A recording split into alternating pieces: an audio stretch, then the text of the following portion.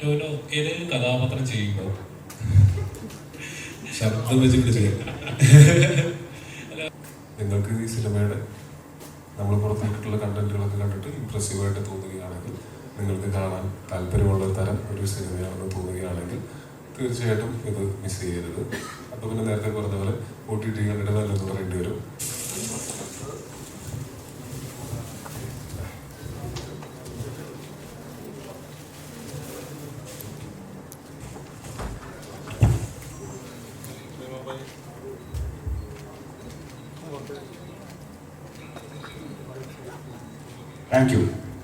Thank you so much. Before we wind up, the whole group photo. Expectations are ഭയങ്കര, അതായത് നമ്മളെ expectations sky high ആണ് ഒരു movie. But ഒരു movie എന്ന് പറയുമ്പോൾ എപ്പോഴും ഒരു ഡയറക്ടേഴ്സ് മെസ്സേജ് ആണ്. ഡയറക്ടർ എങ്ങനെയാണ് ആ പടം ഓഡിയൻസ് എങ്ങനെ എടുക്കണം എന്നൊരു മൈൻഡ് സെറ്റ് ഉണ്ടാവുമല്ലോ, ഇത് ഇങ്ങനെ ചെയ്താൽ നന്നായിരിക്കും എന്നുള്ളത്. അപ്പോൾ കാരണം അന്വേഷിപ്പിൻ കണ്ടെത്തും ചെയ്തപ്പോൾ എന്താണ് ആ ഒരു നമ്മൾ വെക്കേണ്ട ഒരു ലിമിറ്റ് എന്താണ്, നമ്മൾ എങ്ങനെയാണ് ഇത് എൻജോയ് ചെയ്യേണ്ടത്, ഒരു ഡയറക്ടേഴ്സ് വേർഡ്സിലൊന്ന് എക്സ്പ്ലെയിൻ ചെയ്യാം. ഇത് ഒരു ലിമിറ്റും ഇല്ലാതെ തിയേറ്ററിൽ വന്ന് വളരെ കൂളായിട്ട് വന്ന അവർക്ക് ഒരു ലിമിറ്റ്സും ഇല്ലാതെ അവർ ഭയങ്കര എൻജോയ് ചെയ്ത് പോകാൻ പറ്റുന്ന സിനിമയായിരിക്കും. അല്ലെങ്കിൽ ഇന്ന ജോണർ അല്ലെങ്കിൽ ഇങ്ങനെ അങ്ങനെ എല്ലാ ഓഡിയൻസിനും ഇഷ്ടപ്പെടുന്ന ഒരു സിനിമയായിരിക്കും. കാരണം ഇതിനകത്ത് ഇമോഷൻസ് ഉണ്ട്, ഇൻവെസ്റ്റിഗേഷൻ്റെ ആ ത്രില്ലിംഗ് എക്സ്പീരിയൻസ് ഉണ്ട്. ഞാൻ പറഞ്ഞ ആൾക്കാർക്ക് ഒരു എക്സ്പെക്ടേഷൻസും ഒരു ലിമിറ്റേഷൻസും ഇല്ലാതെ വന്ന് എൻജോയ് ചെയ്ത് പോകാൻ പറ്റുന്ന ഒരു സിനിമയായിരിക്കും. അതാണ് ഞാൻ വിശ്വസിക്കുന്നത്. ട്രെയിലർ കണ്ടപ്പോൾ തോന്നിയ ഒരു കാര്യമാണ്. കാരണം ഇത് നടന്ന ക്രൈമില്ല, നടന്ന കുറെ നാളുകൾക്ക് ശേഷം ചെയ്യുന്ന അല്ലെങ്കിൽ അത് അന്വേഷിക്കുന്ന ഒരു ക്രൈം റിലേറ്റ് ചെയ്ത് ഒരു കഥയാണെന്ന് വിശ്വസിക്കുന്നു. അപ്പം അത് കണ്ടപ്പോൾ തോന്നിയാണ്. അപ്പം ഒരു ക്രൈം ചെയ്തിട്ട് അത് ഫോളോ അപ്പ് ചെയ്തതിനേക്കാളും പാടാണ് ഒരു എപ്പോഴോ നടന്നൊരു ക്രൈം അത് പിന്നീട് ഫോളോ അപ്പ് ചെയ്ത് ചെയ്യാൻ പോകുന്നത്. ഇങ്ങനെ ഒരു തോട്ടിലേക്ക് എന്താണ് പറയാനുള്ളത്? ഇത് ശരിക്കും എൻ്റെ തോട്ടല്ല, നിസാറിൻ്റെ തോട്ടാണ്. ഇത് അങ്ങനെ ഒരു കുറേ നാളുകൾക്ക് മുമ്പ് നടന്നൊരു ക്രൈം ഇൻവെസ്റ്റിഗേറ്റ് ചെയ്യുന്നു എന്നുള്ളതിനേക്കാളൊക്കെ ഉപരി ഒരു പോലീസ് ഓഫീസർ, ഒരു SI അയാളുടെ സർവീസ് സ്പീഡിൽ അന്വേഷിക്കുന്ന ഒരു മർഡർ കേസാണ്. ഇത് അയാൾ അന്വേഷിക്കുന്ന കേസുകളിൽ പെടുന്ന ഒരു കേസ് മാത്രമാണ്. അല്ലാതെ ഇത് റൈറ്റിംഗ് ടൈമിലാണ് അതിൻ്റെ ഒരു അതിൻ്റെ ബുദ്ധിമുട്ടുകളും കാര്യങ്ങളൊക്കെ അറിയത്തുള്ളൂ. നമ്മൾ ഷൂട്ട് ചെയ്യുന്ന പ്രോസസ്സിലേക്ക് വരുമ്പോൾ ആ ഇൻവെസ്റ്റിഗേഷൻ ഇൻട്രസ്റ്റിംഗ് ആയിട്ട് നമ്മൾ അതാണ് ഫോളോ ചെയ്യാൻ ശ്രമിച്ചിട്ടുള്ളത്. സ്ഥിരം പോലീസ് സ്റ്റേഷനിൽ നിന്ന് കുറച്ചുകൂടെ റിയലിസ്റ്റിക് ആയിട്ട് പോലീസ് കഥാപാത്രമായിട്ട് അന്വേഷിപ്പ് കണ്ടത്തിൽ ട്രെയിലർ കംപ്ലീറ്റ് ചെയ്തു. ശരിക്കും അതാണോ ഈ കഥ കമ്മിറ്റ് ചെയ്യാനുള്ള റീസൺ? അല്ല, ബേസിക്കലി ഇതിന്റെ കഥ കേട്ടപ്പോൾ നല്ല കഥയാണെന്ന് തോന്നി, അതുകൊണ്ടാണ് കമ്മിറ്റ് ചെയ്യാനുള്ള കാരണം. ഒരു മാസ് മസാല അല്ലെങ്കിൽ ഒരു ആക്ഷൻ എന്നുള്ള ഒരു പക്ക ഒരു റിയലിസ്റ്റിക് ആയിട്ട് നമ്മൾ ഓരോ സിനിമയ്ക്കും ഓരോ പർപ്പസ് ഉണ്ടല്ലോ. ഇത് ഇങ്ങനൊരു സിനിമയാണ്. അത് വെച്ച് മാസ് മസാല സിനിമകൾ മോശമാണെന്നുള്ള അഭിപ്രായമൊന്നുമില്ല. അങ്ങനത്തെ സിനിമകളും നല്ല കഥയൊക്കെയാണെങ്കിലും ചെയ്യുന്നതിന് സന്തോഷമുള്ളൂ. ഈ സിനിമ കുറച്ചും കൂടെ ഈ പറഞ്ഞ പോലെ ഇവരുടെ ഒരു ഇമോഷണൽ ജേർണിയും കൂടെ ഇതിൻ്റെ കൂടെ ഉണ്ട്. പിന്നെ ഇതിൻ്റെ ഇൻവെസ്റ്റിഗേഷൻ പാർട്ടും ഒക്കെ ഭയങ്കര രസമായിട്ടാണ് എനിക്ക് ഫീൽ ചെയ്തത്. എനിക്കിഷ്ടമുള്ള ഒരു തരം സിനിമയാണ് ഈ ഇൻവെസ്റ്റിഗേഷൻ സിനിമകൾ. എനിക്കും ഭയങ്കര ഇഷ്ടമാണ്. എനിക്ക് മാത്രമല്ല, ഒരുപാട് പേർക്ക് അത് ഭയങ്കര ഇഷ്ടമുള്ളതാണ്. അപ്പം അങ്ങനെയുള്ള ആൾക്കാരെ ഇത് സാറ്റിസ്ഫൈ ചെയ്യും എന്ന് തോന്നിയത് കൊണ്ടാണ് ഈ സിനിമ കമ്മിറ്റ് ചെയ്തത്. നോർമലി ഇങ്ങനെ ഒരു ക്രൈം സീരീസ് അല്ലെങ്കിൽ ഒരു ഇൻവെസ്റ്റിഗേഷൻ സിനിമ ചെയ്യുമ്പോൾ ഉറപ്പായിട്ട് ഒരു റിസർച്ച് ഉണ്ടാവും. ഈ സിനിമയ്ക്ക് വേണ്ടി എത്രത്തോളം ഉണ്ട്? അല്ല, ഇങ്ങനൊരു ഈ ജോണറിൽ ഒരു സിനിമ ചെയ്യണം അല്ലെങ്കിൽ ഈ ഒരു കാലഘട്ടത്തിൽ നിന്നുകൊണ്ടൊരു സിനിമ ചെയ്യണമെന്നുള്ള എൻ്റെ തോട്ടിന് ഏകദേശം എൻ്റെ ഒരു ചിന്തയ്ക്ക് ഒരു 10 വർഷത്തെ പഴക്കമുണ്ട്. 2014 ഞാൻ ആദ്യമായിട്ട് അങ്ങനത്തെ ഒരു സിനിമ ഉണ്ടാവണം. ഈ കാലഘട്ടത്തിൽ നിന്നുകൊണ്ട് നമ്മൾ പഴയ കാലഘട്ടത്തിലെ ഇൻവെസ്റ്റിഗേഷനും പോലീസുകാരുടെ രീതികളും അവരുടെ കുറ്റാന്വേഷണ മെത്തേഡുകളും ഒക്കെ അഡ്രസ്സ് ചെയ്യുന്ന ഒരു കഥ ഉണ്ടാക്കണം എന്നുള്ളൊരു ചിന്ത ഉണ്ടായത് 2014. ഞാൻ എൻ്റെ കൂടെയുള്ള എല്ലാ ആളുകളോടും അത് പലപ്പോഴായിട്ട് ഷെയർ ചെയ്തിട്ടുണ്ട്. ഞാൻ ഇങ്ങനൊരു കാര്യം ഇങ്ങനെ ആലോചിക്കുന്നുണ്ട്, പക്ഷെ എനിക്കറിയില്ല എങ്ങനെ എത്തും എന്നുള്ളത്. അത് ആലോചിക്കുമ്പോൾ തന്നെ എങ്ങനെ നമ്മൾ കണ്ടുവരുന്ന യൂഷ്വൽ ഇൻവെസ്റ്റിഗേഷൻ ത്രില്ലർ സിനിമകളിൽ നിന്നും ഇതിനെ വ്യത്യാസപ്പെടുത്താമെന്നുള്ള ഒരു ആലോചനയും അതിനൊപ്പം തന്നെ ഉണ്ടായിരുന്നു. പക്ഷെ 2020 ഞാനിതിൻ്റെ സ്ക്രീൻ പ്ലേ എഴുതുന്നത്. ലോക്ക്ഡൗൺ സമയത്താണ് സ്ക്രീൻ പ്ലേ എഴുതുന്നത്. അപ്പോൾ ഈ ഒരു 6 വർഷത്തെ കാലം എനിക്ക് എൻ്റെ ഈ ചോദ്യങ്ങൾക്കെല്ലാം ഉത്തരം കിട്ടിയ ശേഷമാണ് ഞാൻ റൈറ്റിംഗ് ആരംഭിച്ചത്. അപ്പം അതിൻ്റെ ഒരു ന്യൂനസ് ഇതിനുണ്ട് എന്നാണ് ഞാൻ വിചാരിക്കുന്നത്.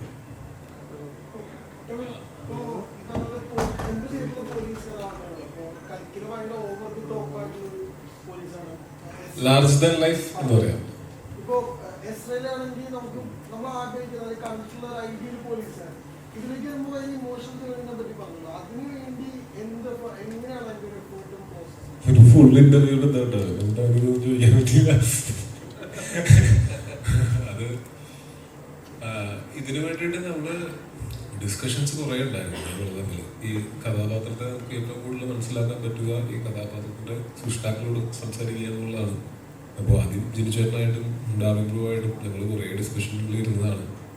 അങ്ങനെ ഇത് കമ്മിറ്റ് ചെയ്ത് കഴിഞ്ഞിട്ടാണെങ്കിലും വീണ്ടും ഞങ്ങൾ ഇടയ്ക്കിടയ്ക്ക് കാണുമായിരുന്നു. കമ്മിറ്റ് ചെയ്തിട്ട് ഷൂട്ട് തുടങ്ങുന്നതിന് മുമ്പ് വരെ നമുക്ക് കുറച്ച് സമയം ഉണ്ടായിരുന്നു. അപ്പോൾ ഈ ക്യാരക്ടർ എങ്ങനെയായിരിക്കണം എന്നുള്ളതിനെ പറ്റിയിട്ട് നല്ല വ്യക്തമായിട്ടുള്ള ധാരണ ഇവരിൽ നിന്ന് എനിക്ക് കിട്ടിയിരുന്നു.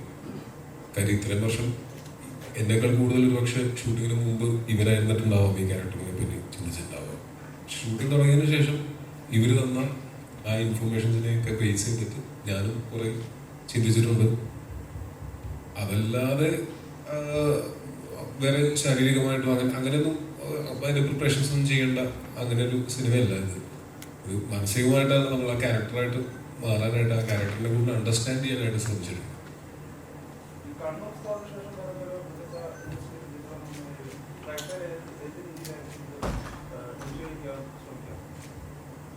എന്നോടാണ് കണ്ണൂർ സ്ക്വാഡിന് മുമ്പുണ്ടായിരുന്ന സിനിമകളെ എങ്ങനെയാണോ സ്വീകരിച്ചത് അതുപോലെ സ്വീകരിക്കാം. കണ്ണൂർ സ്ക്വാഡിന് ശേഷം വരുന്ന സിനിമകൾ എങ്ങനെയാണോ സ്വീകരിക്കാൻ പോകുന്നത് അതുപോലെ സ്വീകരിക്കാം. എനിക്ക് കൃത്യമായിട്ട് അറിയില്ലാതെ നിങ്ങൾക്ക് എന്താണ് അതിന് നിങ്ങൾ പ്രതീക്ഷിക്കുന്ന ഉത്തരം എന്നുള്ളത്. ഓരോ സിനിമയും ഓരോ തരമാണ്. ഇപ്പോൾ കണ്ണൂർ സ്ക്വാഡ് ഡയറക്ട് ചെയ്തിട്ടുള്ള റോബി എൻ്റെ വളരെ അടുത്ത സുഹൃത്താണ്. അതിൻ്റെ എഴുതിയ റോണിച്ചേട്ടൻ എൻ്റെ വളരെ അടുത്ത സുഹൃത്താണ്. ഞങ്ങൾ 2018 സിനിമ ചെയ്യുന്ന സമയത്ത് അതിൻ്റെ ത്രെഡ് അന്നേ കേട്ടിട്ടുള്ള ഒരാളാണ് ഞാൻ. അന്നേ അത് അടിപൊളിയായിരിക്കും എന്ന് റോണിച്ചേട്ടനോട് പറഞ്ഞതല്ലാണ് ഞാൻ. പക്ഷെ അതിൻ്റെ കഥയൊക്കെ എനിക്കറിയാമായിരുന്നു. ഇതിൻ്റെ കഥയും എനിക്കറിയാവുന്ന കാരണം കൊണ്ട് വളരെ വ്യത്യസ്തമായിട്ടുള്ള അത് രണ്ടും തമ്മിൽ അങ്ങനെ പാരലൽസ് ഡ്രോ ചെയ്യാൻ പറ്റാത്ത സിനിമകളാണ്. തീർച്ചയായിട്ടും ഈ അന്വേഷണത്തിൻ്റെയും അന്വേഷകരുടെയും കഥ അതിലുമുണ്ട് ഇതിലുണ്ട്. പക്ഷെ ഇത് വേറൊരു സിനിമയാണ്. ഞങ്ങൾ അതിനെ മറ്റ് സിനിമകളുടെ അടിസ്ഥാനപ്പെടുത്തി അങ്ങനെ ബെഞ്ച് മാർക്കുകളിൽ നിന്ന് അടിസ്ഥാനപ്പെടുത്തി അല്ലാതെ ഇതിന് ഈ സിനിമയായിട്ട് ഒന്ന് കണ്ടുപോകും. ചിലപ്പോൾ ഇഷ്ടപ്പെടുമായിരിക്കും. ചോദിക്കാണ് നമ്മൾ കണ്ടുവരുന്ന വീട്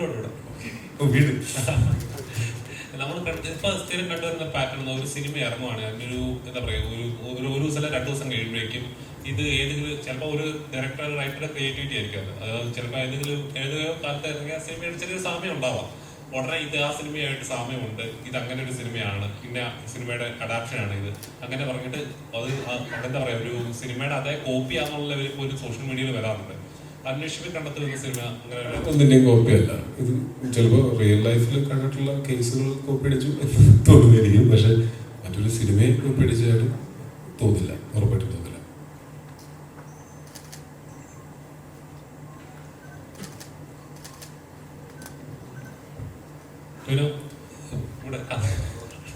പുള്ളിക്ക് ഒരു കസാരയിട്ട് ഇവിടെ ഇരുന്നു. നിങ്ങളൊന്നും ചോദിക്കില്ല.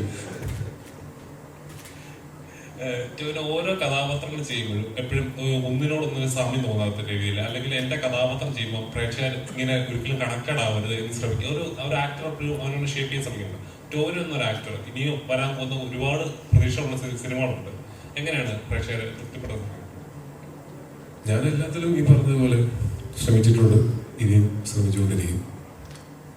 തീർച്ചയായിട്ടും പ്രേക്ഷകരെ തൃപ്തിപ്പെടുത്തുക, നിങ്ങളെയൊക്കെ എന്റർടൈൻ ചെയ്യുക എന്നുള്ളത് തന്നെയാണ് നമ്മൾ സിനിമയിൽ വർക്ക് ചെയ്യുമ്പോൾ നമ്മളുടെ പ്രധാന ഉദ്ദേശം. അതിനു വേണ്ടിയിട്ട് നമ്മളുടെ കഴിവിന്റെ പരമാവധി ശ്രമിച്ചിട്ടുണ്ട്, ഇനിയും ശ്രമിച്ചുകൊണ്ടേയിരിക്കും.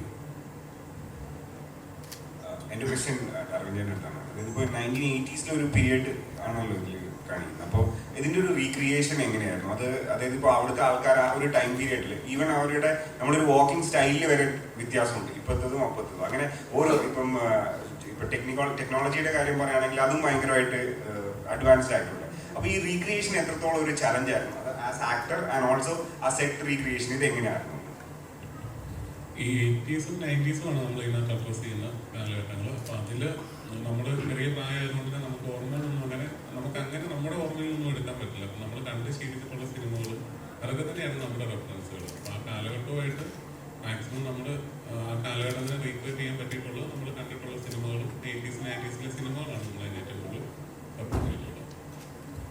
ആസ് എൻ ആക്ടർ അത് എങ്ങനെയായിരുന്നു ആ ഒരു ടൈം പീരീഡിൽ നമ്മളുടെ ഐ മീൻ ആക്ടിങ് അല്ല ഞാൻ ഉദ്ദേശിക്കുന്നത്, പക്ഷേ ഈവൻ മാനേഴ്സും നമ്മൾ വർക്ക് ചെയ്യുന്നു, നമ്മൾ സംസാരിക്കുന്നതൊക്കെ ഈ ലാംഗ്വേജിന് വരെ ഒരു ഫിൽറ്ററിങ് വന്നിട്ടുണ്ടല്ലോ ഇപ്പം ഇങ്ങോട്ട്. അപ്പോൾ അതെങ്ങനെയായിരുന്നു നമുക്ക്? അതും നമ്മൾ ഓരോ ഷോട്ടിന് മുമ്പ് ഓരോ സീനിന് മുമ്പ് നമുക്ക് എന്തൊക്കെ ചെയ്യാം എന്തൊക്കെ ചെയ്യേണ്ട എന്ന് തീരുമാനിക്കുന്നതിന് മുമ്പ് ഞങ്ങൾ ഡിസ്കഷൻസ് ഉണ്ടായിട്ടുണ്ട്. പ്രത്യേകിച്ചും വേറൊരു കാലഘട്ടത്തിൽ ചെയ്യുന്ന സമയത്ത് നമുക്ക് കാണിക്കാൻ പറ്റാത്ത ചില മാനേഴ്സുകളുണ്ട്, പുതിയ ഇപ്പോഴത്തെ കാലഘട്ടത്തിൻ്റെതായിട്ടുള്ള മാനേഴ്സുകൾ. പിന്നെ ലുക്കിലാണെങ്കിലും അങ്ങനെ കുറച്ച് കാര്യങ്ങൾ നമ്മൾ ശ്രദ്ധിച്ചിട്ടുണ്ട്. പിന്നെ മൊബൈൽ ഫോൺ ഇല്ലാത്ത അങ്ങനത്തെ ടെക്നോളജികളൊന്നും ഇല്ലാത്ത ഒരു കാലഘട്ടത്തിൽ നടക്കുന്ന അന്വേഷണമായത് കാരണം കൊണ്ട് അതിലെ ആ ഒരു പഴമ ചിലപ്പോൾ ഇപ്പോൾ ഒരു പുതുമയായിട്ട് തോന്നുമായിരിക്കും. അപ്പോൾ അതൊക്കെ തന്നെയാണ് നമ്മൾ ശ്രദ്ധിച്ചിട്ടുള്ളത്.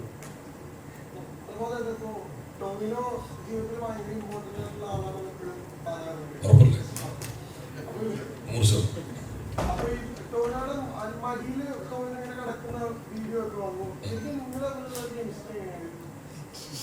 എനിക്ക് ഭയങ്കര ഇഷ്ടമാണ്. അത് വേറൊന്നല്ല, അതൊരു ഞങ്ങളങ്ങനെ ഷൂട്ട് കഴിഞ്ഞിങ്ങനെ ഇരിക്കുക നൈറ്റപ്പൊക്കെ ചെയ്തിട്ടുള്ള സമയത്ത് ഞാനിങ്ങനെ രാത്രി 3 മണിക്ക് കിടന്നു. എന്നെ ആദ്യമൊന്നും ഞെട്ടിയത് ആരാ എൻ്റെ മടിയിൽ കിടക്കുന്നു. സന്തോഷമായി. അത് ആരും എടുത്ത ഫോട്ടോ ഞാനെടുത്തല്ലേ, ആരും എടുത്തില്ല. അത് വളരെ സന്തോഷം. അത് ഞാൻ പിന്നെ എന്തെങ്കിലും കിട്ടി ഞാൻ സൂക്ഷിച്ച് വെച്ചിട്ടുണ്ട്. ആ ബന്ധം മുന്നോട്ട് പോട്ടെ എന്ന് ആഗ്രഹിക്കുന്നു. ഇഷ്ടമാണ് എന്തോ.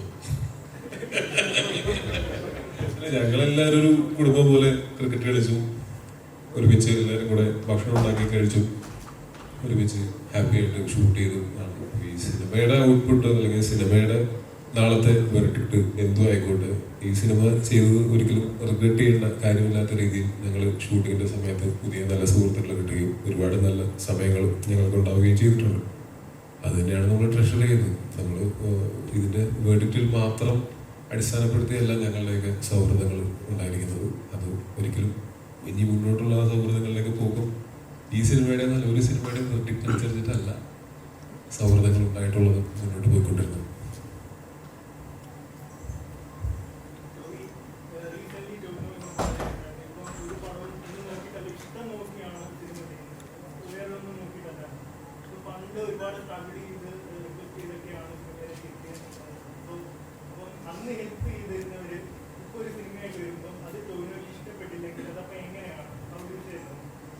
നമ്മൾക്ക് എല്ലാവർക്കും കുറേ സൗഹൃദങ്ങളുണ്ട്. അത് കാരണം കൊണ്ട് നമ്മൾ പല സിനിമകളും ചെയ്യാതിരിക്കാം. പക്ഷെ അതൊന്നും പ്രേക്ഷകന് അറിയേണ്ട കാര്യമില്ല. പ്രേക്ഷകന് സിനിമ നന്നാവുക എന്നുള്ളത് മാത്രമാണ്. അപ്പോൾ നമുക്ക് നമ്മളുടെ ഫ്രണ്ട്സും ഒക്കെ ആയിട്ട് നല്ലൊരു സിനിമ ചെയ്യാനുള്ള അവസരം ഉണ്ടെങ്കിൽ അതൊരിക്കലും നഷ്ടപ്പെടുത്തി കളയാത്ത ആളാണ് ഞാൻ. എന്നാൽ എനിക്ക് അത്രയ്ക്കും ഇഷ്ടപ്പെടാത്തൊരു സിനിമയാണെങ്കിൽ എനിക്ക് ഇഷ്ടപ്പെട്ടു നമുക്കിത് ചെയ്തു നോക്കാം എന്ന് പറഞ്ഞ് ചെയ്യുന്നത് ഞാൻ പ്രേക്ഷകരോടും എൻ്റെ ആ സുഹൃത്തിനോടും ചെയ്യുന്ന ഒരു ചതിയല്ലേ, നീതികേടല്ലേ.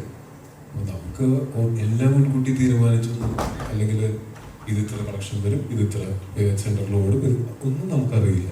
നമുക്ക് അങ്ങനെയൊന്നും നമ്മളുടെ കഥ പറയാൻ വരുന്നവരോട് നിങ്ങൾ ഒരിക്കലും അത് എടുത്ത് കാണിക്കും എന്നിട്ട് ഞാൻ വന്ന് അഭിനയിക്കും എന്ന് പറയാൻ പറ്റില്ല.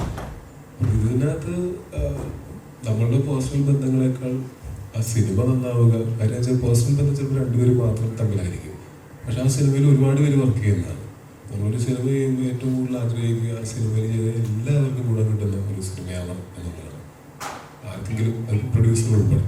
അപ്പോൾ ഞാനൊരു സൗഹൃദത്തിൻ്റെ പുറത്തൊരു മോശം സിനിമ ചെയ്തൊരു പ്രൊഡ്യൂസർക്ക് നഷ്ടം ഉണ്ടായി കഴിഞ്ഞാൽ എൻ്റെ പ്രിൻസിപ്പൾസിനെതിരായിട്ടല്ല ഞാൻ ചെയ്യുന്നത്. അതുകൊണ്ട് വളരെ ബുദ്ധിമുട്ടിയിട്ടാണെങ്കിലും കുറേയൊക്കെ ഷുഗർ കോട്ട് ചെയ്തും പോളിഷ് ചെയ്തും സത്യസന്ധമായിട്ട് അവരെ പറഞ്ഞ് മനസ്സിലാക്കുക എന്നുള്ളതാണ് ഞാൻ ചെയ്യാറുള്ളത്.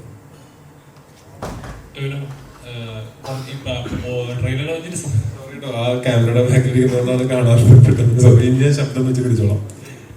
ട്രെയിലർ ലോഞ്ചിന്റെ സമയത്ത് പറയുന്നു, ഇപ്പോഴും പറയുന്നു, സിനിമ എക്സ്പെക്ടേഷനോടെ അല്ലെങ്കിൽ ഓവർ എക്സ്പെക്ട് ചെയ്ത് ഒരിക്കലും കാണാൻ വരണ്ട, ഒരു ബ്ലാക്ക് പേപ്പർ ഒന്ന് കണ്ടാൽ മതി.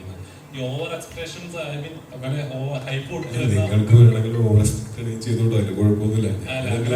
ഓവർ ഹൈപ്പ് വരുന്ന ചിത്രങ്ങളൊന്നും അത്രയും അത് എപ്പോഴാണ് അത് ഓവർ ഹൈപ്പ് ആവുന്നത്? അത് ഹൈപ്പ് എങ്ങനെയാണ് ഓവർ ഹൈപ്പ് ആവുന്നത്? എക്സ്പെക്ടേഷൻ എങ്ങനെയാണ് ഓവർ എക്സ്പെക്ടേഷൻ ആവുന്നത്? നമ്മള് മുന്നോട്ട് നിങ്ങൾക്ക് ഇതിന്റെ കണ്ടന്റുകൾ തന്നിട്ടുണ്ടല്ലോ, അത് വെച്ച് നിങ്ങൾ നിങ്ങളുടെ മനസ്സിലൊരു സിനിമ ഉണ്ടാക്കിയിട്ട് അതേ സിനിമ കാണാൻ വേണ്ടി വരുമ്പോഴാണ് അത് ഓവർ ഹൈപ്പോ ഓവർ എക്സ്പെക്ടേഷനോ ആവുന്നത്. അങ്ങനെയൊന്നും അല്ലാതെ ഈ ഒരു സിനിമ എങ്ങനെയാണെന്ന് കണ്ടു നോക്കാം എന്ന് തുറന്ന മനസ്സോടെ വന്ന് കാണാൻ വേണ്ടിയിട്ടാണ് നമ്മൾ ഇടയ്ക്കിടയ്ക്ക് വീണ്ടും ഇങ്ങനെ പറയുന്നത്. ഒരു ഡയറക്ടേഴ്സ് ആക്ടർ ആണെന്ന് പലപ്പോഴും കേട്ടിട്ടുണ്ട്. അപ്പൊ ഞങ്ങളുടെ തന്നെ ഇന്റർവ്യൂല് കഴിഞ്ഞ ദിവസം രൂപേഷ് പറഞ്ഞിട്ടുണ്ടായിരുന്നു ഈ ഡയറക്ടേഴ്സ് ആക്ടർ ആണെന്നുള്ളത്.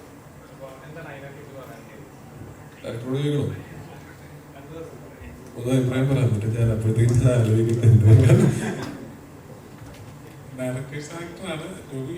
നമുക്ക് കമ്മ്യൂണിക്കേഷൻ കുറച്ചുകൂടി ഈസിയാണ്. നമ്മൾ പറയുന്നത് പെട്ടെന്ന് ജോലിക്ക് മനസ്സിലാവും. പിന്നെ ആ ക്യാരക്ടറിന് വേണ്ടി എന്തെങ്കിലും എഫേർട്ട് ഇടാൻ പുള്ളിക്കൊരു മടിയില്ല. നമ്മൾ സ്റ്റാർ ലൊക്കേഷനിൽ നിൽക്കുമ്പോൾ നമ്മൾ ആ ഒരു കോൺഷ്യസ് നമ്മൾ ആകുന്ന സമയത്താണ് നമ്മൾ ഡയറക്ടർ എന്നുള്ള രീതിയിൽ ഏറ്റവും കൂടുതൽ ഞാൻ പറയുന്നത് ഒരു പുതിയ ഡയറക്ടർ എന്നുള്ള എന്നെ സംബന്ധിച്ചിട്ട് ഒരു സ്റ്റാർ ലൊക്കേഷനിൽ നിൽക്കുന്നു എന്നുള്ളൊരു ഫീൽ വരുമ്പോഴാണ് നമുക്ക് ആ ടെൻഷൻസ് കൂടുന്നത്. പക്ഷേ ഒരിക്കലും ഒരു ടോയിലോ നമ്മൾ എത്ര സമയം വേണമെങ്കിലും വെയിറ്റ് ചെയ്യാനോ അല്ലെങ്കിൽ ആ ക്യാരക്ടറിന് വേണ്ടി എത്ര എഫേർട്ട് ഇടാനും ഒരു മടിയില്ലാത്ത ആളാണ്. അപ്പം നമുക്കും അത് കുറച്ചുകൂടി കമ്മ്യൂണിക്കേഷൻസ് ഈസി ആവും. കാരണം നമ്മൾ കെയർ ചെയ്യേണ്ട, നമുക്കൊരു കോൺഷ്യസ് ആകണ്ട, ഒന്നുമില്ല. നമ്മൾ വളരെ അടുപ്പമുള്ള ഒരാളിനെ കൊണ്ട് നമുക്ക് ആ ഒരു കമ്മ്യൂണിക്കേഷനാണ് ഏറ്റവും നന്നായിട്ടുള്ളതെന്നാണ് ഞാൻ വിശ്വസിക്കുന്നത്. ഡയറക്ടേഴ്സ് ആക്ടറാണെന്ന് അറിയില്ല. ഡെഫിനറ്റ്ലി ഞാനൊരു ടീം പ്ലെയറാണ്. അപ്പോൾ ചുറ്റുമുള്ള ക്രൂവിൻ്റെയും ഡയറക്ടറുടെയും റൈറ്ററിൻ്റെയും സിനിമാറ്റോഗ്രാഫറിൻ്റെയും കൂടെ നിൽക്കുന്ന ആർട്ടിസ്റ്റുകളുടെയും ഒക്കെ സപ്പോർട്ട് കിട്ടുമ്പോഴാണ് എൻ്റെ പെർഫോമൻസ് നന്നാവുന്നത് എന്നാണ് ഞാൻ വിശ്വസിക്കുന്നത്. അപ്പോൾ ഞാനൊരു ടീം പ്ലെയറാണെന്ന് പറയാം ഉറപ്പായിട്ടും. ഞാൻ ഭയങ്കരമായിട്ട് ഇവരൊക്കെ ഡിപ്പെൻഡ് ചെയ്യുന്നുണ്ട്. എന്തെങ്കിലും കാര്യങ്ങൾക്കാണെങ്കിലും എനിക്ക് സംശയങ്ങളൊക്കെ വന്നു കഴിഞ്ഞാലും ഈഗോകാരനോട് ഞാൻ ഒരിക്കലും ചോദിക്കാതിരിക്കില്ല. ഞാൻ ചോദിക്കും. എനിക്കത് അൾട്ടിമേറ്റ്ലി പടം നന്നാവണം, പെർഫോമൻസ് നന്നാവണം, മാത്രമേ ഉള്ളൂ.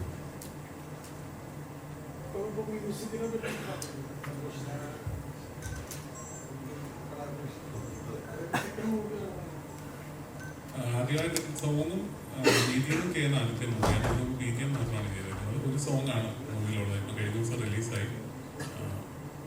ഇപ്പം അതായത് പുള്ളി ചെന്നൈയിലായിരുന്നു. അപ്പം നമ്മൾ പടത്തിൽ സന്തോഷ് നാരായണൻ ചെയ്താൽ നന്നാവും എന്നുള്ളത് ചിന്താൻ്റെ ഒരു ഓപ്ഷനായിരുന്നു. അതുകൊണ്ട് നമ്മൾ ആ ഒരു ട്രൈ ചെയ്ത് നോക്കി. അതിനുശേഷം പടം കണ്ടപ്പോൾ പുള്ളിക്ക് ഓക്കെ ആയിരുന്നു. പുള്ളി വളരെ ഹാപ്പി ആയിട്ട് തന്നെ പടം ചെയ്തു. നന്നായിട്ട് വന്നിട്ടുണ്ടെന്ന് വിശ്വസിക്കും.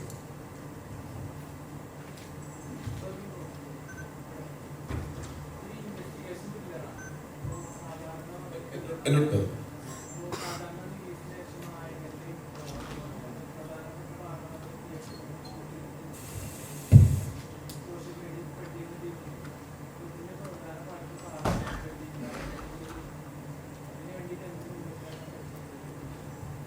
ഞങ്ങൾ മുൻകരുതലെടുക്കുന്നതിനേക്കാളും അതുകൊണ്ട് ചെയ്യാതിരുന്ന പോലെ കാര്യം അത് ആ സിനിമയോട് ചെയ്യുന്ന ദ്രോഹമാണെന്ന് നിങ്ങൾക്ക് തീർച്ചയായിട്ടും അറിയാം.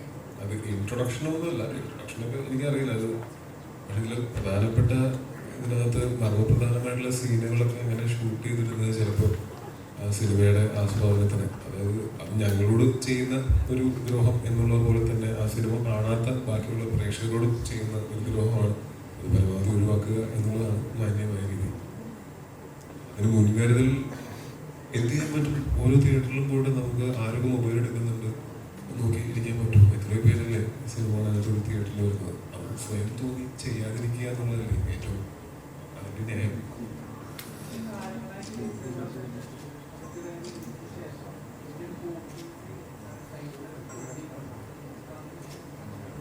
കാലങ്ങളായിട്ട് അത് നടക്കുന്നുണ്ട്. കാലങ്ങളായിട്ട് അതിനെ പ്രതിരോധിച്ചുകൊണ്ടിരിക്കുന്നുണ്ട്.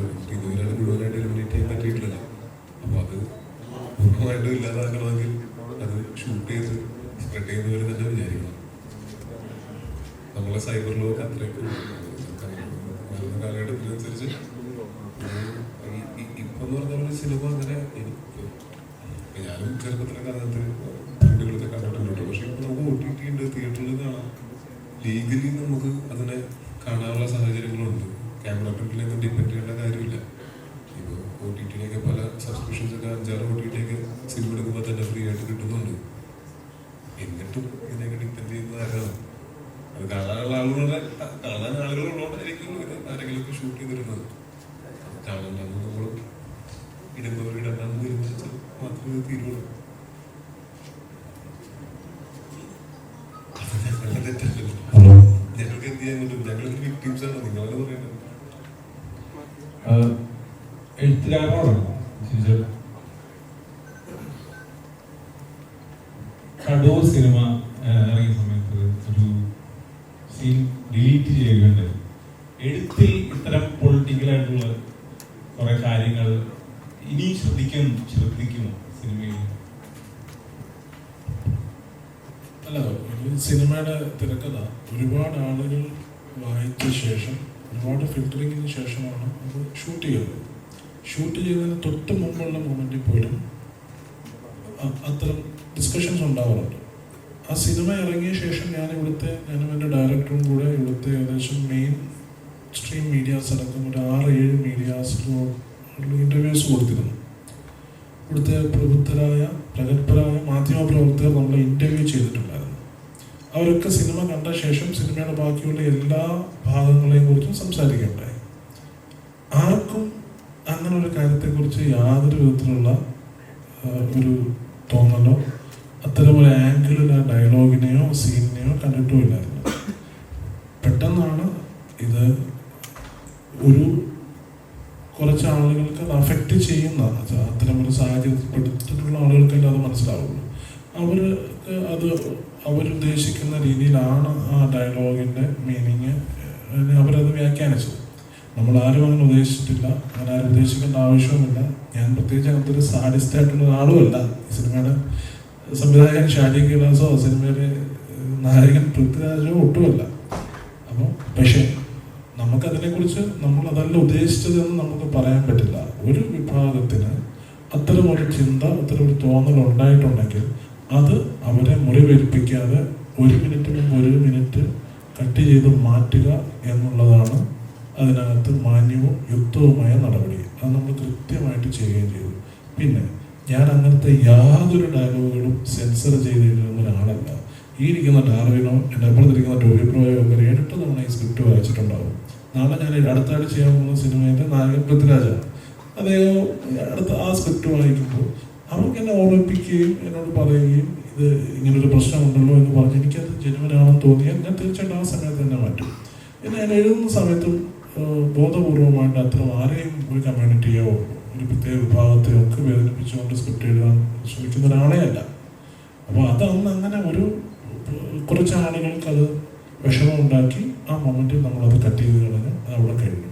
എൻ്റെ അടുത്ത എല്ലാ സിനിമകളിലും അത്തരം ഡയലോഗുകൾ ഉണ്ടാവുന്നു. ഞാനത് ചിന്തിച്ചിരുന്ന് സ്ക്രിപ്റ്റ് എഴുതുമെന്നോ ഒന്നും ആരും വിചാരിക്കണ്ട. അത്തരം പേടികളുണ്ടോ? ഇനി എഴുത്തിൽ അത്തരം പേടികളുണ്ടായിരുന്നു? ഞാൻ ഒരു കാര്യം ചോദിക്കട്ടെ. 2 വർഷം മുമ്പ് ഇറങ്ങിയൊരു സിനിമ, ആ സിനിമയിൽ ഇങ്ങനെ മനഃപൂർവ്വം അല്ലാതൊരു തെറ്റുണ്ടായി എന്ന് പറഞ്ഞ് ഇവരെല്ലാവരും അത് നിരുപാധികം മാപ്പി വയ്ക്കുകയും ആ സീൻ നീക്കം ചെയ്യുകയും ചെയ്തിട്ട് എല്ലാവരും മറന്നിടുന്ന ഒരു കാര്യം ഇവിടെ വീണ്ടും കുത്തിത്തിരിപ്പുണ്ടാക്കി ഓർമ്മിപ്പിച്ചത് ഒരു സുഖം കിട്ടി അല്ലേ? ഒരു കണ്ടന്റ് കിട്ടിയില്ലേ? തെറ്റേറ്റു പറഞ്ഞ് എഴുതുകാരൻ ഇനി ആ തെറ്റ് ആവർത്തിക്കില്ലെന്ന് എഴുതുകാരൻ അല്ല. ഞാൻ അങ്ങനെയാണ് കണ്ടന്റിന് വാർത്ത വരാം, മറ്റേ ഹെഡ്ലൈൻ അങ്ങനെ വരാം. ഒരു സുഖം കിട്ടിയില്ലേ? കണ്ടപ്പോൾ പ്രതീക്ഷിച്ചിരുന്നു. എന്തായാലും ഞാൻ പുറത്തു വെച്ച് കണ്ടില്ല, ഓർമ്മയുള്ളത് കൊള്ളാം. I appreciate it. ടോവിനോയ്ക്ക് ഇത്തരം പേടിയുണ്ടോ? ഇങ്ങനെ ഇത്തരം സ്ക്രിപ്റ്റുകൾ ടോവിനോ ഏതെങ്കിലും കഥാപാത്രം ചെയ്യുമ്പോൾ ശബ്ദം വെച്ചിട്ട് ചെയ്യാം. അല്ല, ഒരു ആക്ടറുടെ ഡ്രീം ആയിരിക്കും അവനവനെ തന്നെ ചലഞ്ച് ചെയ്യുന്ന അല്ലെങ്കിൽ എന്നെ തന്നെ മാർക്ക് ചെയ്യുന്ന ഒരു കഥാപാത്രം കിട്ടുക എന്നുള്ളത്. ഇപ്പം ആടുജീവിതത്തിന് പൃഥ്വിരാജ് പറഞ്ഞു ഇനി ഇതേപോലത്തെ ഒരു കഥ വന്ന് ഞാൻ ചെയ്യില്ല, അത്രയും എഫേർട്ട് ഇട്ട്. അപ്പോൾ അതേപോലെ ഒരു ചലഞ്ചിങ് ആയിട്ടുള്ള എക്സ്പെരിമെന്റൽ ആയിട്ടൊരു കഥാപാത്രം അല്ലെങ്കിൽ ഒരു കഥ വരണമെന്ന് എപ്പോഴും ആഗ്രഹിച്ചിട്ടുണ്ട്.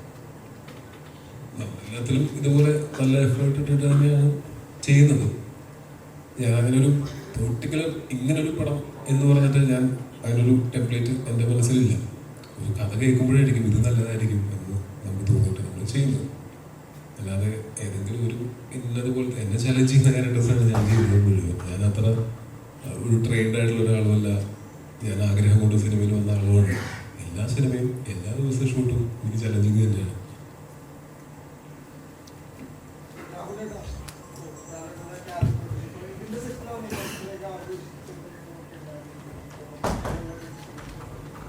ബർത്ത്ഡേ സർപ്രൈസ് ആയിരുന്നു. ഒരു 10-150 പേരുള്ള സെറ്റിൽ എല്ലാ ദിവസവും ആരുടെയെങ്കിലേക്ക് ബർത്ത്ഡേ ഉണ്ടാവും. അപ്പം ഞാനിങ്ങനെ രാവിലെ ചെന്ന് ഞാൻ ഒന്നും പറഞ്ഞില്ല, ഞാൻ വീട്ടിൽ വൈകുന്നേരം ഷൂട്ട് കഴിഞ്ഞു. ഞാൻ റൂമിലെത്തി താഴെ നിൽക്കുമ്പോഴാണ് പെട്ടെന്ന് എല്ലാവരും കൂടെ ഞങ്ങൾ താമസിക്കുന്നതിലേക്ക് വന്നത്. ഒരു കേക്ക് കേട്ട് വന്നു. പിന്നെ കുറച്ച് നേരം അവിടെ കേക്ക് കട്ട് ചെയ്തു. എനിക്ക് ഒരിക്കലും ഞാൻ മറക്കില്ല എന്ന് എനിക്ക് ഉറപ്പുള്ളൊരു ബർത്ത്ഡേ ആയിരുന്നു. താങ്ക് യു എന്നോട് പറയുന്നത്, thank you for all those memories. എനിക്ക് അതുകൊണ്ട് തന്നെ ഞാൻ ഒരു ഫുൾ ലെങ്ത് ക്യാരക്ടർ ചെയ്യുന്ന ആദ്യത്തെ കൊമേഴ്ഷ്യൽ സിനിമയാണ്. അപ്പോൾ എനിക്ക് വളരെ പ്രധാനപ്പെട്ടൊരു സിനിമയാണിത്. അപ്പോൾ ഇതിപ്പോൾ നാളെ ഇറങ്ങാൻ പോവുകയാണ്. നിങ്ങളത് നേരത്തെ പറഞ്ഞ പോലെ ഹൈപ്പ് ഓവർ ഹൈപ്പ് എനിക്കിത് മനസ്സിലാവുന്നില്ല. അപ്പം പേഴ്സണലി ഇതിൻ്റെ ഒരു പ്രൊമോഷൻ ട്രെയിലർ ടീസർ കണ്ടു കഴിഞ്ഞാൽ ഞാൻ എന്ന പ്രേക്ഷകൻ തിയേറ്ററിൽ പോയി കാണാൻ ആഗ്രഹിക്കുന്ന പോലത്തെ ഒരു സിനിമയാണിത്. ഇതുപോലെ ഒരുപാട് പേരുണ്ട്. അപ്പം അവർ തിയേറ്ററിൽ എത്തിക്കഴിഞ്ഞാൽ തന്നെ നമുക്ക് വിജയമാണ്.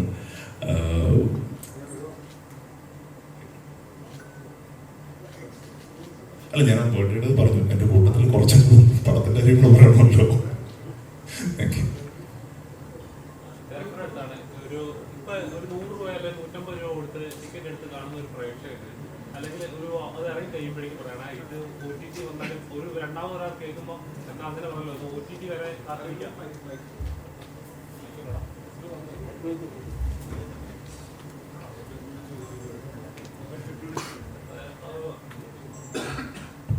അതായത് ഒരു പ്രേക്ഷകന് 100 രൂപ അല്ലെങ്കിൽ 150 രൂപ കൊടുത്ത് ടിക്കറ്റ് എടുത്ത് സിനിമ കാണുമ്പോൾ 2 മണിക്കൂർ 2.5 മണിക്കൂർ സിനിമ കണ്ടിട്ട് ഒരാളോട് പറയുവാണ് കുഴപ്പമില്ല കണ്ടിരിക്കാം എന്ന് പറയുമ്പോൾ കേൾക്കുന്ന ആൾക്ക് തോന്നും ഇതൊരു കണ്ടിരിക്കാന്നാണ് പറഞ്ഞത്. ഒരു OTT വരുമ്പോൾ നോക്കാം എന്നായിരിക്കും കേൾക്കുന്ന ഒരു നോർമൽ അല്ലെങ്കിൽ ഒരു ഡെയിലി വർക്ക് ചെയ്യുന്ന ഒരാൾ ചിന്തിക്കുന്നത്.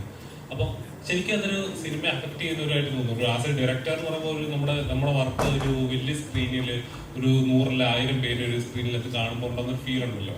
ഒരു ഡയറക്ടർ എന്ന് നോക്കുമ്പോൾ അത് എന്താ പറയുക, അത് OTTs വരുമ്പോൾ അത് നശിക്കപ്പെടുന്ന ബിസിനസ് നടക്കുന്നുണ്ടാവും.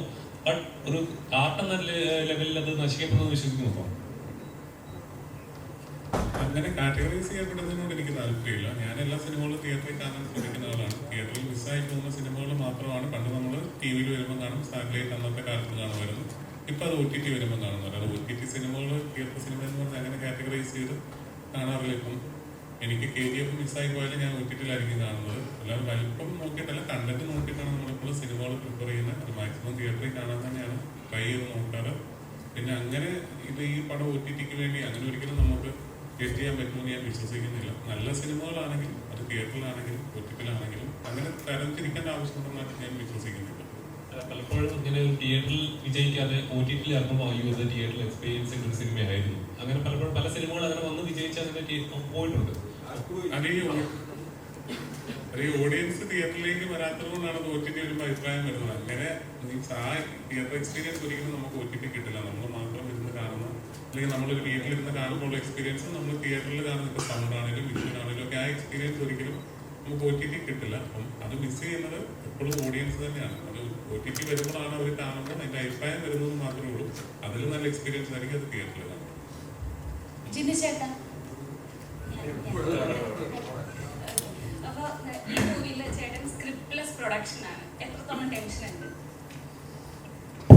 ഇപ്പൊ ഞങ്ങൾ സംസാരിച്ചുകൊണ്ടിരുന്ന ടെൻഷനെ കുറിച്ചായിരുന്നു. നല്ല ടെൻഷനുണ്ട്.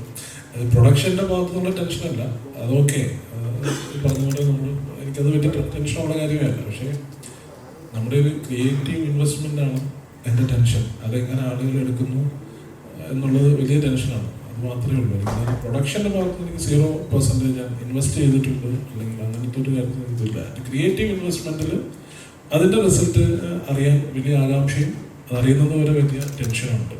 നോക്കാം. ഓക്കെ, അപ്പോൾ thank you so much. Final words Tony ചേട്ടൻ. എൻ്റെ ഫൈനൽ വേർഡ്സ് കുറേ തവണ പറഞ്ഞ വാക്കുകൾ തന്നെയാണിത്. നിങ്ങൾക്ക് ഈ സിനിമയുടെ നമ്മൾ പുറത്തുവിട്ടിട്ടുള്ള കണ്ടന്റുകളൊക്കെ കണ്ടിട്ട് ഇംപ്രസീവായിട്ട് തോന്നുകയാണെങ്കിൽ, നിങ്ങൾക്ക് കാണാൻ താല്പര്യമുള്ള തരം ഒരു സിനിമയാണെന്ന് തോന്നുകയാണെങ്കിൽ തീർച്ചയായിട്ടും ഇത് മിസ് ചെയ്യരുത്. അപ്പോൾ പിന്നെ നേരത്തെ പറഞ്ഞ പോലെ OTT ഇടനല്ലെന്ന് പറയേണ്ടി വരും. പരമാവധി നന്നാക്കാൻ ഞങ്ങൾ ശ്രമിച്ചിട്ടുണ്ട്. പിന്നെ നിങ്ങൾക്ക് ഇത് ഈ പറഞ്ഞ പോലെ പ്രകൃതി ഗുണമായിട്ടോ കാണാൻ താല്പര്യമില്ലാതൊക്കെ തോന്നുന്നുണ്ടെങ്കിൽ കാണണ്ട. എന്ത് ചെയ്യാൻ പറ്റും? നമ്മൾ നിർബന്ധിച്ച് കാണിച്ചാൽ നിങ്ങൾക്ക് അത് ഇഷ്ടപ്പെട്ടെന്ന് വരില്ല. കാണാൻ തോന്നുന്നവരും കണ്ടു നോക്കുക. ഇഷ്ടപ്പെടുകയാണെങ്കിൽ ചെയ്തതില്ലാത്തൊരു ഉപകാരമല്ലേ, അത് നല്ലതാണെന്ന് ആൾക്കാരോട് പറയുക. Thank you.